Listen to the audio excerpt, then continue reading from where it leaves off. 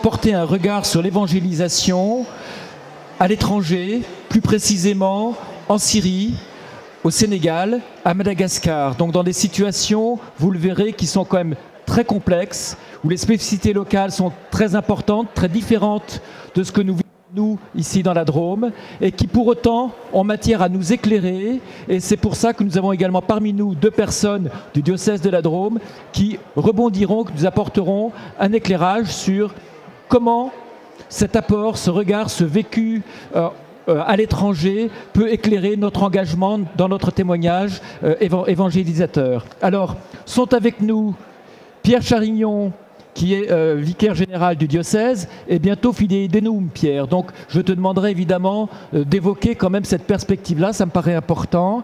Alors, à sa droite, le père Damas Marie Colli, qui est secrétaire général du synode du diocèse au Sénégal. Et Ziguinchor, c'est la Casamance. Et on vous expliquera tout à l'heure que la Casamance est dans une situation complexe avec beaucoup de tensions internes.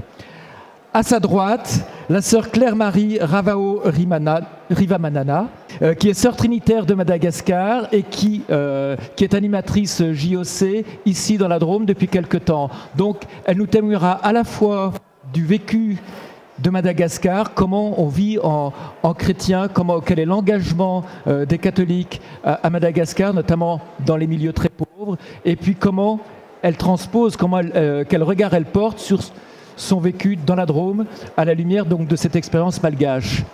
Et puis ensuite, pour venir à un pays dont le vécu est particulièrement dramatique depuis 4 ans, la Syrie, c'est le père Nareg Nahamoyan, qui est prêtre arménien catholique syrien et qui est par ailleurs en charge donc qui est curé arménien à Valence depuis 3 ans, depuis 2 ans, et qui donc là également, pour mettre en perspective la situation dramatique de la Syrie, je crois que vous y avez fait un voyage encore tout récemment, et puis bien évidemment comment les choses se passent dans la Drôme, mise en perspective. Et puis pour finir ce tour de table, Anne-Véronique Blette, qui est déléguée épiscopale pour les mouvements et associations de fidèles.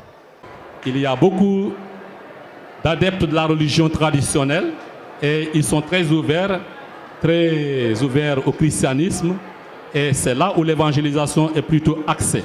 Donc c'est le premier axe. Oui, parce que, pour vous interrompre brièvement, la relation avec l'univers musulman est très sereine, vous me disiez tout à l'heure. Je crois que c'est important de se le préciser quand même. Tout à fait, comme dans l'entièreté du pays, le Sénégal. Au Sénégal, la cohabitation est pacifique. Nonobstant maintenant les nouveaux courants mondiaux qui peut-être peuvent inquiéter, parce que chaque pays se met en garde pour ne pas être infiltré, mais le gouvernement veille au grain. Mais au Sénégal, la paix est réelle entre confréries, entre religions. À Ziguinchor, en Casamance, dans notre diocèse, nous avons le cimetière municipal qui est mixte. Nous enterrons nos morts chrétiens et musulmans animistes ensemble. Les cimetières sont mixtes, il n'y a pas d'antagonisme, il n'y a pas de guerre entre religions chez nous. Pour l'instant, c'est la paix et la concorde. Nous sommes issus de même famille, des familles où tu vois un musulman, un chrétien, un animiste. Nous avons le même héritage, nous cohabitons pacifiquement. Cet verset, on a pris de Saint Jean, chapitre 16. Jésus dit, « Dans le monde, vous avez à souffrir, mais courage, moi, je suis vainqueur du monde. »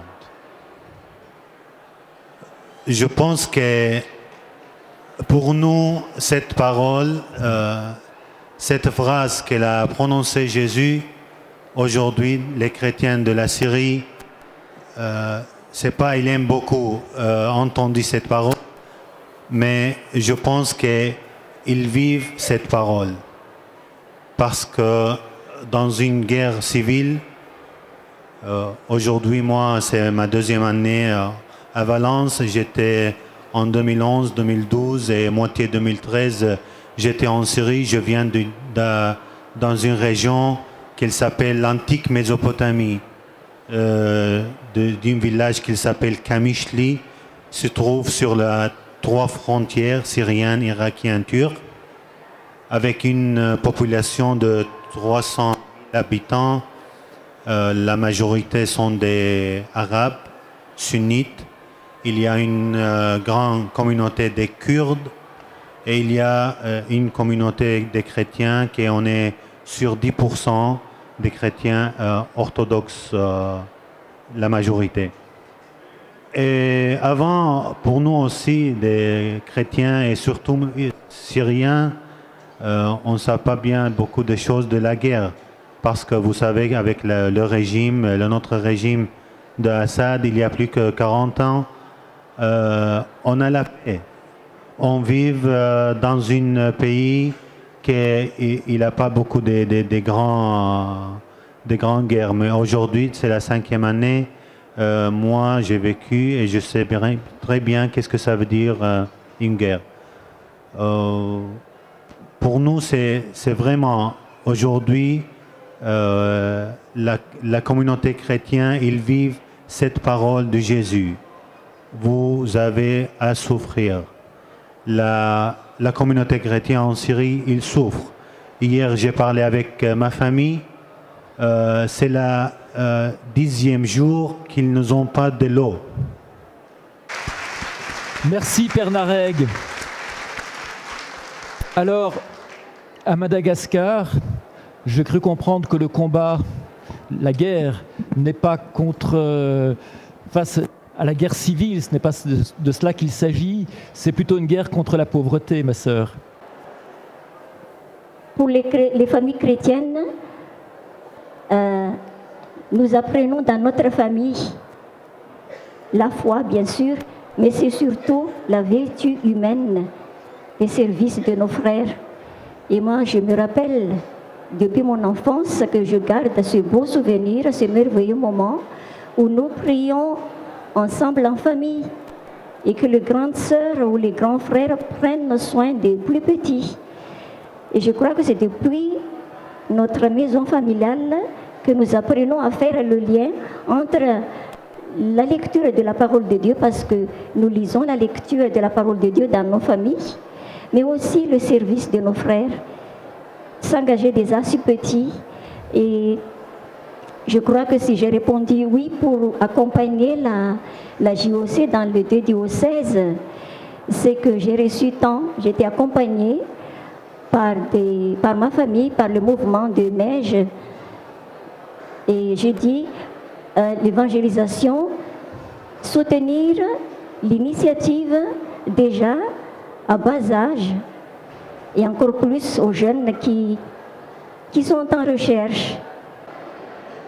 Je trouve que c'est difficile de prendre la parole déjà après avoir évoqué des situations aussi graves,